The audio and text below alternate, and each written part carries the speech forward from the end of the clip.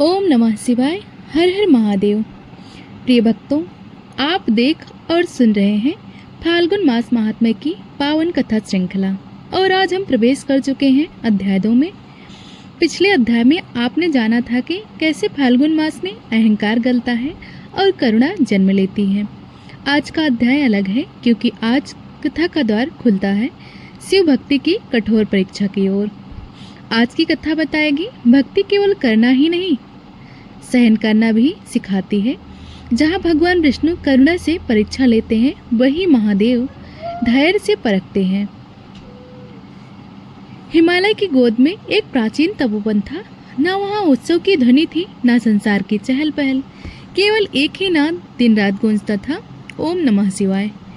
इसी तपोवन में निवास करते थे एक महान तपस्वी सोमदत्त। सोमदत्त ना किसी आश्रम के आचार्य थे, ना किसी शिष्य के गुरु।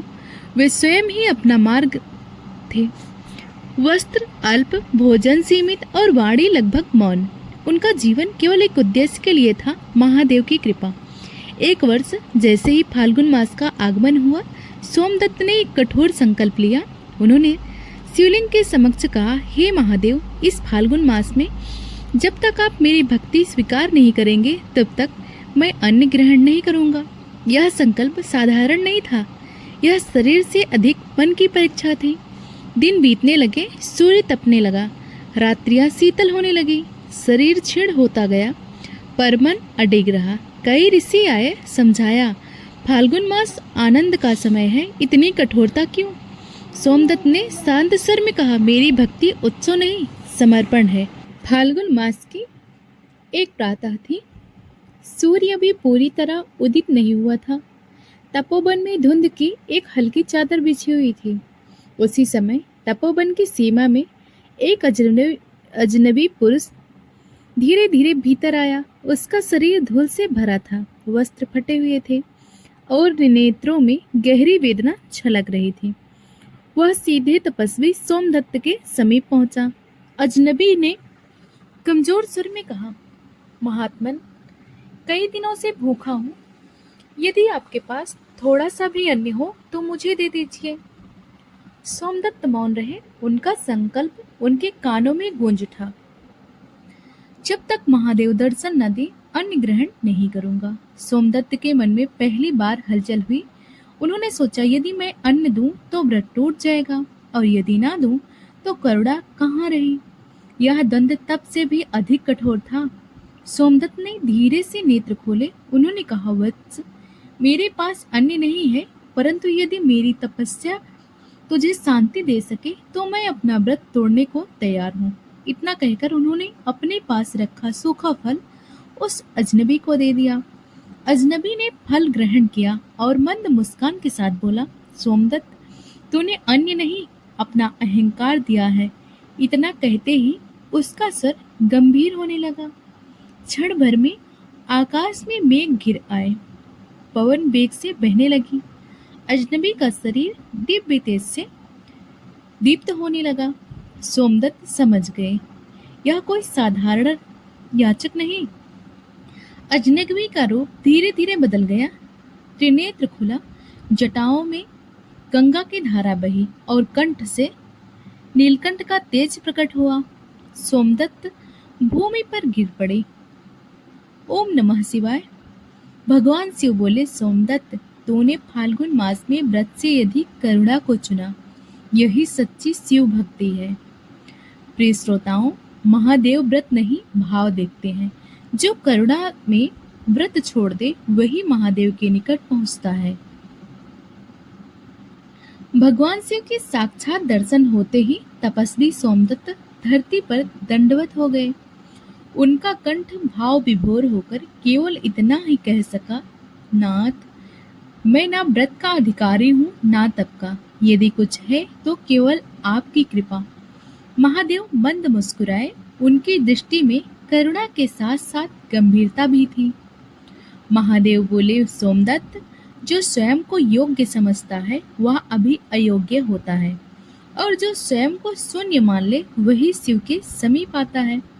फाल्गुन मास केवल तप का नहीं, विवेक का मास है। महादेव ने अपने कर कमल से थोड़ी सी भस्म उठाई और सोमदत्त के मस्तक पर लगाई। भस्म लगाते ही सोमदत्त के भीतर अद्भुत शांति फैल गई। महादेव बोले, यह भस्म त्याग का प्रतीक है। यह बताती है कि जो कुछ भी अंततः भस्म हो जाता है, जो यह जान ले वही मुक्त हो जाता है। इसके पश्चात महादेव ने एक रुद्राक्ष प्रदान किया। उन्होंने कहा, सोमदत्त, यह रुद्राक्ष केवल माला नहीं, यह मन को स्थिर रखने का साधन है। फाल्गुन मास में जो इसे धारण कर ओम नमः शिवाय का जाप करता है, उसके जन्म जन्मांतर के पाप क्षीण होते हैं।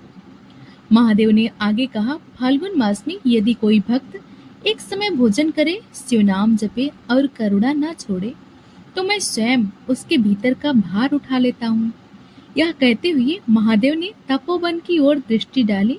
क्षण भर में वह वन और अधिक हरा भरा उठा। महादेव बोले, सोमदत्त, तुझे यह वरदान देता हूँ, तेरे मुख से निकली शिव कथा जिस किसी के कानों में पड़ेगी, उसका मन भक्ति की ओर अवश्य मुड़ेगा।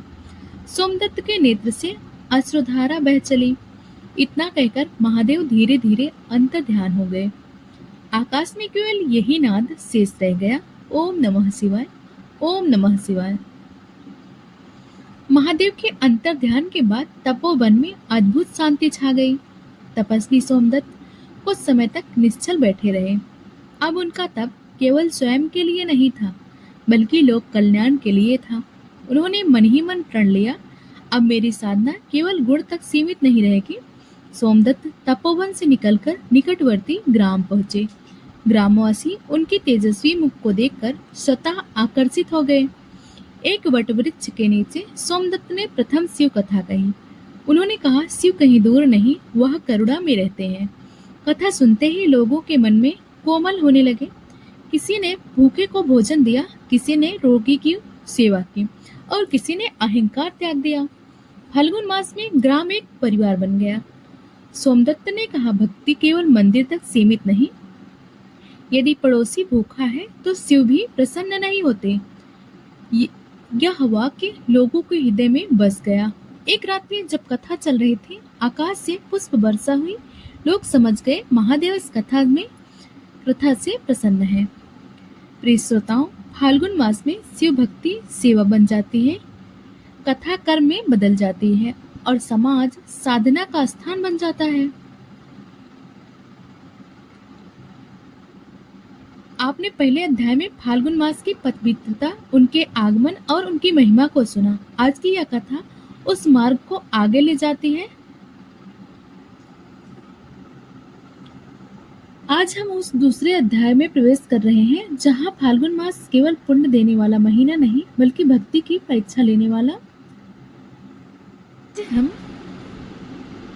उस दूसरे अध्याय में प्रवेश कर चुके हैं, जहां फाल्गुन मास केवल पुण्य देने वाला महीना नहीं, बल्कि भक्ति की परीक्षा लेने वाला काल बन जाता है। यह अध्याय जहां मन, वचन और कर्म तीनों की कसौटी होती है। आइए फाल्गुन मास महात्म के अध्याय 2 का शुभारंभ करें।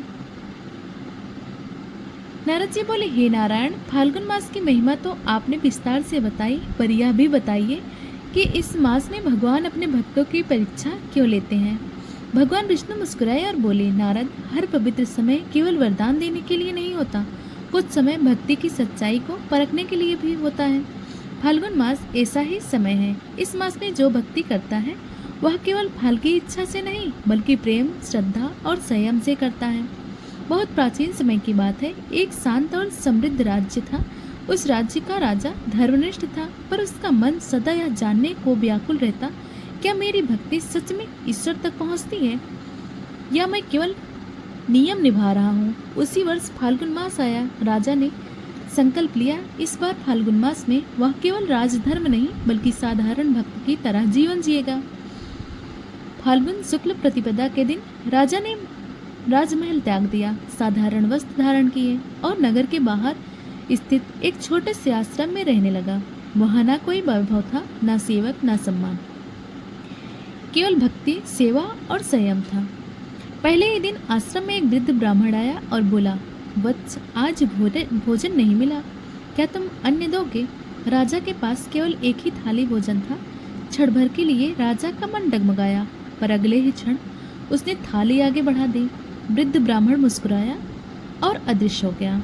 उसी रात राजा ने स्वप्न में देखा, स्वयं भगवान विष्णु कह रहे हैं, राजन, फाल्गुन मास में भक्ति केवल पूजा से नहीं, त्याग से सिद्ध होती है।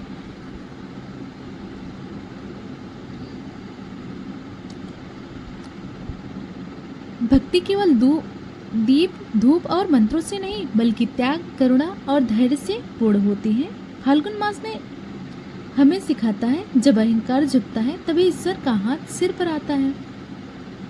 जिस प्रकार राजा ने हर परीक्षा को प्रसाद मानकर स्वीकार किया, वैसे ही यदि हम भी अपने जीवन की कठिनाइयों को प्रभु की कृपा समझ लें तो मोक्ष का मार्ग सरल हो जाता है।